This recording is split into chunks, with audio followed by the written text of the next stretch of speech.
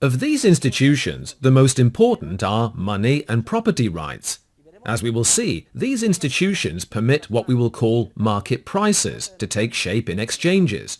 Market prices are historical ratios of exchange, and they make economic calculation possible.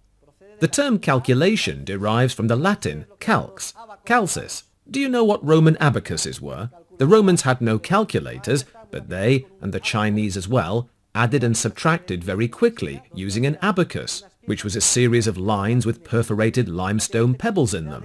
A person could perform fast calculations with them, ones, tens, hundreds. Each of the pebbles was made of limestone, calx, and since the term calculi was used to refer to the pebbles, the abacus, which enabled people to calculate, led to the term economic calculation. We will see how economic calculation is made possible by the bridge that connects the internal, subjective realm of valuations, I think I gave an example in class, with the external realm of computation.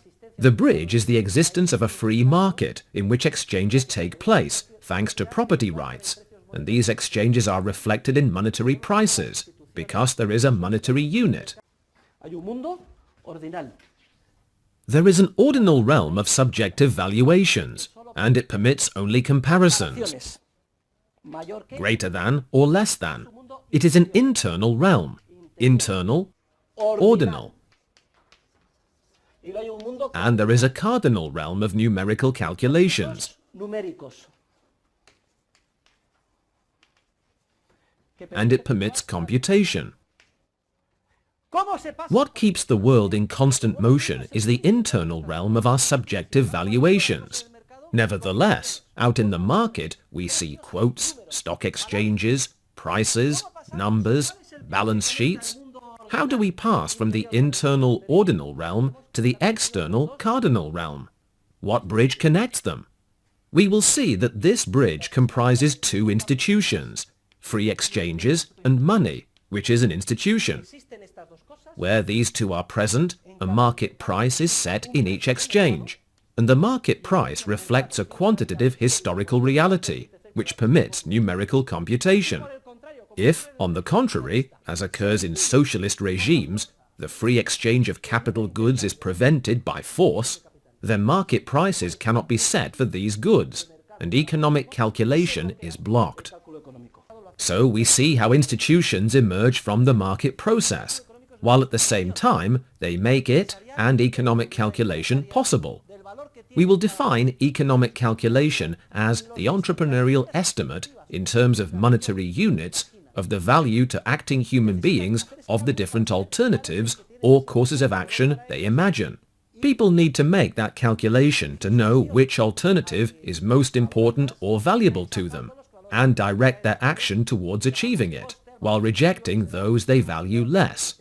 As you know, the cost is the subjective value attached to what is given up when a person acts. Well, in the process of human action, economic calculation directs us towards those ends we value most, and it reduces the costs or helps us avoid incurring costs that exceed the value of our ends.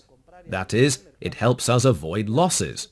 Economic calculation is possible due to the information entrepreneurship generates when people buy and sell in the market, and to the institutions which emerge from the entrepreneurial process, and at the same time make this process possible. Language is another essential institution, the language we speak. It also emerges in an evolutionary manner. No one discovered Spanish. It emerged as the result of an evolutionary process. So did double-entry accounting. It is also a curious language. It arose over many generations of merchants who needed to be able to determine whether they had made a gain or sustained a loss, and set budgets for the future. Economic science is full of wonders, isn't it? There is a peculiar apparent paradox in the fact that the institutions most vital to human beings, to our lives, to our achieving success in our chosen projects, morality, law, language, money, the institutions which are most important to human civilization, have not been deliberately created by anybody. Instead, they have arisen owing to custom, throughout a spontaneous process involving millions of human beings from many generations.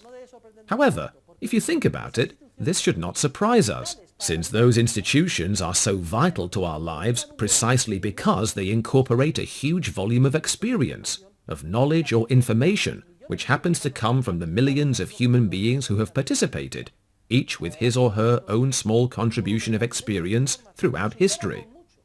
This vast volume of information far exceeds any human being's capacity to analyze or comprehend it, no matter how wise or good the person is.